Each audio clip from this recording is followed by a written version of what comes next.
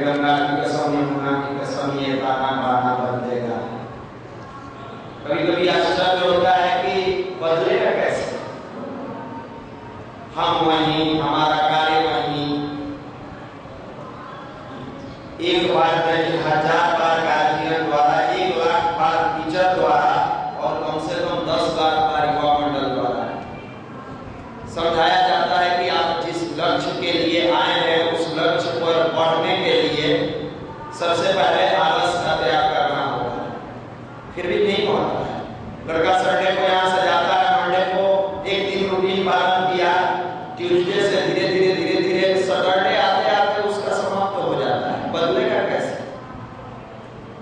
उसकी जगह पर माहौल बनेगा तो बदलेगा उस जगह का तारा। लेकिन ईंट पत्थर और सीमेंट रॉ मटेरियल लाएंगे तब ना बदलेगा। मन है अधिकारी बने, मन है IIT में जाए, मन है बैंक में जाए, मन तो बहुत कुछ करता है, आगे तक भी मन है। मुंबई में जाके वहां के फिल्म इंडस्ट्री के हीरोइन के साथ फोटो खिंचवाए, भी मन है नहीं है? खूब है। मन तो वहां तक करता है, कैटरीना कैफ आती तो उसके साथ बाइक पर बैठा कर लॉन्ग ड्राइव पर जाते। मन है, लेकिन मन की पूर्ति होगी कैसे? इसी का नाम भारत का गायत्री महामंत्र, भारत का अध्यात्म है। आपकी सोची हुई मन की अगर पॉजिटिव में सोचे हैं तो निगेटिव में नहीं, सोची हुई क्षमताओं को पूरा कराने का अगर कोई विज्ञान है उसी का नाम भारत का अध्यात्म है, जिसे गायत्री महामंत्र कहते हैं। जिस भाव से आप जुड़ते हुए कार्य करते, ऐसा नहीं है कि इतने सारे भाई बैठे हैं सब आलसपनी का शिकार हैं। इसमें एक भाई ऐसे हैं कि चाहे रात को 12 बजे सोए या 11 बजे या 10 बजे या 1 बजे, 4 बजे सुबह में उनका जगना होता है, 4:30 बजे साधना पर बैठते हैं और 5:30 बजे 1 घंटे तक साधना करने के बाद 30 मिनट का व्यायाम करने के बाद 6 बजे से उनकी दिनचर्या शुरू हो जाती है। परम पूज्य गुरुदेव लिखा करते थे, बेटा खोजे परगुण अपने दोष, सीमित साधन में संतोष, खोजे सभी जगह अच्छाई, ऐसी दृष्टि सदा सुखदाई। दूसरों के गुण को सीखेंगे, अपने अवगुण का त्याग करेंगे। खोजे परगुण अपने दोष, सीमित साधन में संतोष। जितना साधन परमात्मा द्वारा उपलब्ध कराया गया है उतना ही में खुश रहेंगे। रो लेने से साधन ब्रॉड नहीं हो जाएगा, वो एक्सपेंड नहीं हो जाएगा, बढ़ नहीं जाएगा। आप लाख रोइएगा कि हम लॉज में रहते हैं, लॉज में रहते हैं, ऐसा थोड़ा है कि आपके लिए माहौल खड़ा हो जाएगा, नहीं होगा। सीमित साधन में संतोष, खोजी सभी जगह अच्छाई, ऐसी दृष्टि सदा सुखदाई। अगर हर जगह पर आपकी दृष्टि पैनी है और अच्छे गुणों को खोजती है, हमेशा आप सुख में रहिएगा। किसी भी तरह की जिंदगी में कोई कष्ट आता है तो लड़का टूटता है। अभी पढ़े होंगे 22 साल का लड़का 3 महीना पहले आया था, मखनिया कुआं में रहा था, आत्महत्या कर लिया, सुसाइड कर लिया। पढ़े हैं पेपर में, मैक्सिमम लोग पढ़े होंगे। आखिर कारण क्या रहा होगा? मैक्सिमम भाई कहते हैं कि भैया 2-3 साल को आता है और लॉज में जाने के बाद उल्टा प्रश्न पूछता है, अच्छा काहे कुआं मंडल में जाए? एक बात रोज बताया जाता है। हम उनसे कहे कि पूछिएगा, अच्छा काहे धरती पर जिंदा रहोगे, रोज सूरज पूरब में उगता है, रहिएगा जिंदा। जब युवा मंडल में नहीं जाएंगे तो सूरज तो रोज पूरब में उगता है, काला धरती पर रहिएगा, जाइए ऊपर। उसके बाद जाइएगा क्लासरूम में, फिजिक्स वाले सर फिजिक्स से पढ़ाते हैं, चुटकुला पढ़ाते तो अच्छा रहता है। मैथ वाले सर आके भूगोल पढ़ाते तो ठीक ठाक, रोज तो मैथ पढ़ाते हैं। ये कहीं होता है? न्यूटन 3 को लॉ बना के गए, 11 को सर पढ़ाते तो बढ़िया था। ये 3 को से क्या होगा? रोज सब 3 को पढ़ाया, हम लोग सब 3 को पढ़ा रहे हैं। कहीं ना कहीं आप मानसिक रूप से विक्षिप्त तो हो गए हैं। जो आपको अच्छा और बुरा का ज्ञान ही समाप्त हो गया है। क्या अच्छा है, क्या बार बार आप ऑफिस में जाते हैं, 60 साल तक ऑफिस में जाते हैं, तो आज तक कहे हैं कि भारत सरकार ये क्या करता है, रोज ऑफिस में भेज देता है, कभी पार्क में भेज रहा, कभी उसके बारे में कहे हैं। एक सही जगह पर जहां चारित्रिक उत्थान के साथ साथ कैरियर का मार्गदर्शक होता हो, जहां आपकी जिंदगी के भटकावे से बचा के सन्मार्ग पर चलाया जाता हो, वहां जाने में पूछता है कहां जा रहे हैं। आप उस जगह पर आ रहे हैं जहां जल्दी कोई आता नहीं है। ये भी बात याद रखिए, गुरुवर लिखा करते थे, बेटा अध्यात्म धर्म अफीम की गोली नहीं है। किताब पढ़ लीजिएगा, गुरुवर का लिखा हुआ किताब है। धर्म अफीम की गोली नहीं है, पढ़िएगा दिमाग खुल जाएगा कि रोज रोज क्यों आते हैं। आपको अगर 2 महीने तक सिनेमा देखने के शौकीन है और कंटिन्यू 60 दिन का टिकट कटा के दे दे और कहें कि रोज रोज सिनेमा जाइए, आप कभी प्रश्न नहीं पूछिएगा कि क्यों भैया भेजते हैं रोज सिनेमा। इसका कारण है आपका उसके प्रति इतना लगाव है, इतना लगाव है, जो हर रोज जाने के बाद समाप्त नहीं होता। अच्छे गुण के प्रति लगाव का घटना युवा मंडल से कटने का सबसे पहला रीजन होता है। और कहता है कि बाहर में तो IITian बाहर वाला भी पढ़ के बन जाता है, बाहर वाला तो सुसाइड कर लेता है। वह तो 22 साल में लटक गया बेचारा, अभी दाढ़ी को छाया होगा, जवानी जीवो नहीं किया तो ऊपर चल गया। थोड़ा सा जी लिया होता, समाज के लिए कुछ कर दिया होता, फिर जाता कोई अफसोस नहीं था। उसी जवानी में 16 साल की अवस्था में अभिमन्यु चला गया, लेकिन उसका नाम वीरता के रूप में है। हरी जवानी में भगत सिंह फांसी पर चढ़ गए, लेकिन पूरी दुनिया में उनका नाम अमरत्व हो गया। कौन लेगा ना? रिश्तेदार कहेंगे कायर था, डर गया, नौकरी नहीं हुआ, फुसफुसवा बम था, समय से पहले उड़ गया, फुसफुसा के रह गया। आपके अंदर मानसिक रूप से अगर मजबूती कहीं से मिलता है, प्राप्त होता है, तो उसी का नाम भारत का अध्यात्म है। एक बार और कहानी सुनाते हैं। शिव जी से पार्वती जी पूछी कि आप तो दुनिया के सर्वो बड़ी मालिक हैं, सबको देते हैं, लेकिन आप में एक डिमेरिट्स है। महामहिम थी पार्वती जी, जब भी शिव जी कुछ करते थे गलती क्या गड़ा देती थी, ऐसे गलती करते नहीं थे। पार्वती जी को अगर लगता था कि कुछ गलत है तो बोले कैसे देवी तुम बताओ हमको।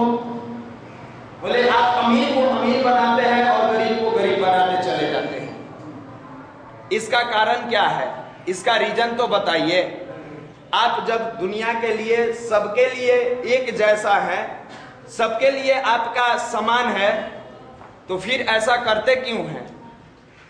बोले शिव जी देवी इसमें मेरा कोई दोष नहीं है, ये दुनिया में जो जन्म लेते हैं इनके मानसिक सोच और गुण कर्म का दोष है। बोली हम नहीं मानते, आपको इसका प्रूफ देना होगा। बोले कि बहुत जल्द दे देंगे, चलो आज घूमने चलते हैं। ये भी कहे कि अगर ये मेरा दोष होता तो मेरा भक्त स्कॉर्पियो पर चढ़ता है, हम तो बसहे पर चढ़ते हैं। हम नहीं चढ़ते स्कॉर्पियो पर। वो सब जाता है रेस्टोरेंट में, कढ़ाई पनीर से लेके तमाम चीज खाता है, हम तो भांग धतूर खा के जिंदगी जी लेते हैं। और उसके बाद तुम कहती हो कि आपका दोष है, थोड़ी देर के लिए मान लेते हैं मेरा दोष है।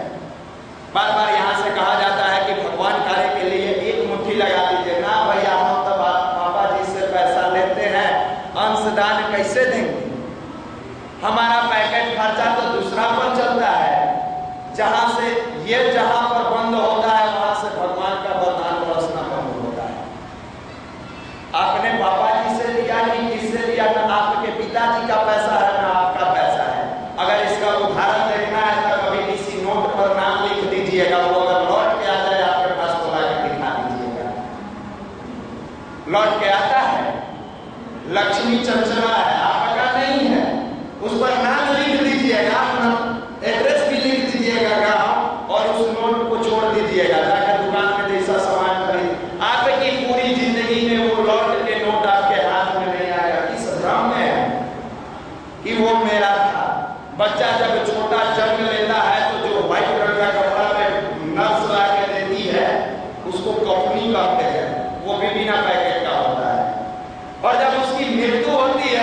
तो नी हट जाता है, ना रह जाता है, टोकन होता है, वो भी बिना पैकेट का होता है। फिर किस मोह माया में पड़े हैं? मेरा है, मेरा है, मेरा है, क्या आपका है? कुछ नहीं है। आए हैं समाज में, एक अंश को दीजिए, आपकी झोली कभी खाली नहीं रहेगी। आपका बोया हुआ कभी व्यर्थ नहीं जाएगा। 100 पेड़ अगर लगाइएगा, मान लेते हैं 92 पेड़ हमारा उजड़ गया, 8 पेड़ अगर शानदार हुआ, 8 का फसल 3 पीढ़ी खाएगी। परमात्मा ने दिया गया कार्य का एक अंश अगर जिंदगी में बरस जाता है तो जिंदगी धन्य हो जाती है। पार्वती के दबाव पर बसा सवारी किए, निकाले अपना वाला स्कॉर्पियो, शिव जी बैठे उस पर, चल दिए घूमने, बोले चलो घुमा के लाते हैं। पार्वती जी पैदल पैदल, शिव जी बसहा पर बैठे। तो पैदल चला रहे थे कि इसके पैर में दर्द हो, कहीं बैठने के लिए जगह मांगे तब सिखाएंगे। जैसे ही कुछ दूर जाती है, बोली इतना दूर चलाए हैं कि थक गए हैं। अपने दिव्य शक्ति से 2 कुआं का निर्माण करते हैं। एक शानदार सुसज्जित कुआं जिसका चारों तरफ से ईंट लगा हुआ, प्लास्टर चमकता हुआ, दूसरा टूटा फूटा कुआं। वहीं पे एक पेड़ का भी निर्माण कराते हैं जहां छांव है, बसा से उतरते हैं। कहते हैं देवी पैर जब दर्द दे रहा है तो थोड़ा सा कुछ बैठने की व्यवस्था बनाओ, दोनों थोड़ा देर आराम कर लेते हैं, फिर चलते हैं। पार्वती बेचारी इधर उधर देखती है, तो कुआं दिख रहा है। जैसे ही दोनों कुआं के पास जाती है, देखती है एक कितना शानदार कुआं है और एक उजड़ा हुआ कुआं है। उजड़े हुए कुआं से 2 ईंटा खींच के लाती है और एक शिव जी को एक अपने बैठने के लिए रखती है। शिव जी वहीं खड़े खड़े कहते हैं, मुझे तो निष्ठुर निर्दयी बना दी, हो सकता है कि पिता का गुण ऐसा होता हो, माँ तो ममत्व की सागर है, तूने ऐसा क्यों किया? बोली हमने क्या किया? बोला तूने भी तो अभी उजड़े को उजाड़ के आई हो। तुम क्यों उजड़े को उजाड़ के आई? तुम भी तो जो सही कुआं था उसमें से ईंट खींच के लाती। तब पार्वती का दिमाग खुला कि मनुष्य अपने गुण कर्म और स्वभाव से उजड़ता है, उसको कोई नहीं उजाड़ता है। हम गरीब हैं, हम गरीब हैं, हम गरीब हैं, मेरा मन नहीं लगता पढ़ने में, मेरा मन नहीं लगता। आप एक दिन धीरे धीरे गरीब बन जाते हैं, धीरे धीरे आपका पढ़ने से मन भटक जाता है और आपकी तन्मयता समाप्त हो जाती है। मेरे पास देने के लिए कुछ नहीं है, 100 रुपया दे देते हैं, मंदिर में गए हैं दान के लिए। अरे जब इंसान जब मजदूरी करता है इंसान के लिए, रिक्शा चालक मजदूरी करता है आपके लिए, आप उसका भाड़ा रख लेते हैं? कोई रखा है? नरेगा का मजदूर नरेगा में मजदूरी करता है, उसका पैसा भारत सरकार रखती है। अगर भारत सरकार के पास क्षमता नहीं है उस मजदूर का मजदूरी पचा लेने का, जो इंसान है, तो भगवान किसी का मजदूरी नहीं करता है, सूद समेत लौटा देता है आपकी झोली में। बोलना तो सीखिए, डालना तो सीखिए। आपके सामने सबसे बड़ी चुनौती 5 सितंबर शिक्षक सम्मान समारोह सभा संध्या है। अभी तक हमारे भाई एक्टिव नहीं हुए। पिछला सारे कार्यक्रम जितने होते थे, एक जुनून एक जोश के साथ हमारे सारे भाई तन्मयता के साथ लग जाते थे। इस बार पता नहीं कौन सी ऐसी हवा लग रही है कि हमारे भाई शिथिल पड़ रहे हैं, थोड़ा सा रफ्तार उनका हट गया है। भाई अभी सुना रहे थे रफ्तार जरा कुछ और बढ़ा, यहाँ तक बैक गियर लगा के रफ्तार बढ़ाया है। थोड़ा सा आप लोगों से करबद्ध प्रार्थना है, जिस प्रकार आपकी परिवार की इज्जत है और घर में बहन की शादी होती है, परिवार की इज्जत के लिए सारे परिवार के लोग जितना मन पड़ता है जी जान लगा के अपना समय से लेके धन तक झोंक देते हैं। आप इसमें कहीं से कोताही न करें। जिस भी स्कूल में इंस्टीट्यूट में आप पढ़ते हैं उनके शिक्षक से आप आग्रह करें, सर आपके सम्मान के लिए एक बिहार की धरती पर ऐसा कार्यक्रम जो पहली बार पटना की धरती पर हो रहा है, वो भी बिहार के प्रज्ञा युवा प्रकोष्ठ के यूथ विंग द्वारा आप उन्हें सम्मानपूर्वक ये बात कह के समझाएं कि सर 4 बजे से हमारे कार्यक्रम का शुभारंभ होने वाला है, आपके लिए कर रहे हैं, आपसे बस कुछ नहीं चाहिए, आपका सही समय पर वहां आगमन हो जाए और हमारे कार्यक्रम को धन्य बना दीजिए। इसलिए आपका सर 2 घंटे का समय चाहिए।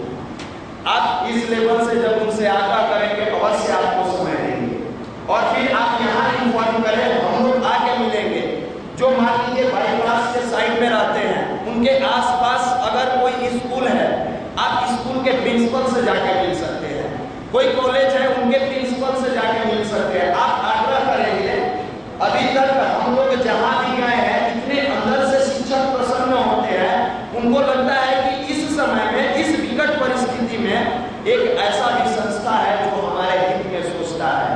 तो कहीं ना कहीं अगर डाकिया का काम करके चिट्ठी नहीं आप पहुंचाएं तो इसके दोषी आप होंगे, क्योंकि आपके घर का ये कार्यक्रम है, आपके अपने परिवार का कार्यक्रम है, इसमें आपको तन मन और धन तीनों से लग जाना है। और आज सारे भाई मीटिंग में बैठेंगे, मैक्सिमम भाई जैसे कार्यक्रम समाप्त होता है सीढ़ी से नीचे उतर जाते हैं। एक समय कम है, अब बहुत ज्यादा समय नहीं रहा, मात्र 8 दिन रहा।